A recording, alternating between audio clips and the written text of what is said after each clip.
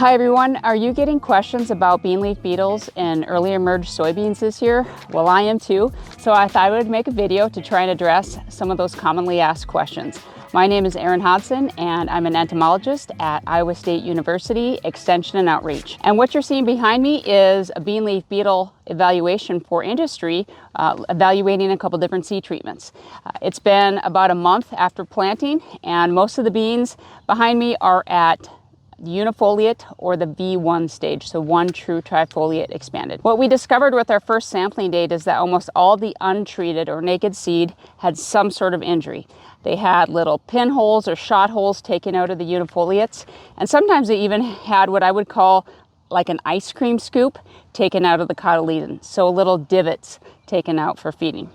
It was really common to see injury throughout the trial. It was really common to see bean leaf beetle adults on plants and then on the ground. They're kind of skittish and tend to fall off plants as we're walking by. So there's a couple reasons why I think bean leaf beetles are going to be a problem this year. And the first is that we just had an unusually mild winter, one of the warmest winters we've ever had on record. And what this means for a pest like bean leaf beetle that overwinters above ground as an adult in leaf litter is that they just have a higher likelihood of surviving because they don't experience as many lower lethal freezes or cold temperatures. We can estimate mortality of bean leaf beetle through the winter based on temperature. They overwinter as an adult above ground in leaf residue. We estimated that depending on where you are in the state, anywhere from 30 to 60% mortality, which sounds like a lot, but normally the last couple of years, Iowa has experienced 80 to 90+% mortality. So we just started this season in 2024, which is an overall higher number of bean leaf beetles in the landscape. Second reason I think we're going to talk about bean leaf beetles this year more than we have in the last couple of years is the strung out planting of soybeans across the state. The last progress report that I saw had about 39% of soybeans planted and only 13% emerged.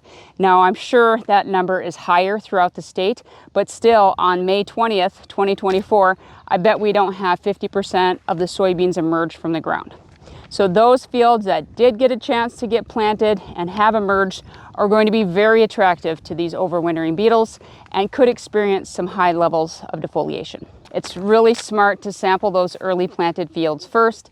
My recommendation is to sample within 3 linear feet from emergence until they reach 3 expanded trifoliates. And count all the number of beetles that you see, whether they're on the plants or maybe walking on the ground. If you're scouting early planted soybeans and trying to make a treatment decision, we've created a simple economic threshold table based on market value and control costs. So the market value is what to expect for that grain in that field, and it's dollars per bushel. And so you have to make somewhat of an educated guess on what you think that field is worth. And then you also have to estimate the control costs. So what is the chemical, the equipment, the people power, everything that goes into making an application or a rescue treatment. So as an example, if you have a $15 market value and you have estimated $15 control costs, your economic threshold today would be 4.2 beetles per 3 linear feet. Now, if the market value doesn't look as good, say you only have an estimate of $11 a bushel, but you have the same control costs, that economic threshold gets increased to 5.7 beetles per 3 linear feet. So you can think about as the market value goes up, your economic threshold goes down. And as always, if your control costs go up, your economic threshold also goes up. This is a simple equation, basically a break even, at which if you were to make a rescue treatment today, what are the odds you would break even based on those finances? If you're treating too early, say you're treating before you reach the economic threshold, the odds of breaking even or even losing money on that application is likely. Take a wide stance alongside of a row of soybean, approximately 3 feet, and count all the beetles that you find on the plants and on the ground. You're going to do this in as many spots as you can. If the fields are large, you may want to take 10 or 20 samples and then take an average number so that you walk away from that field with an average number of beetles per 3 linear feet. So I hope this helps.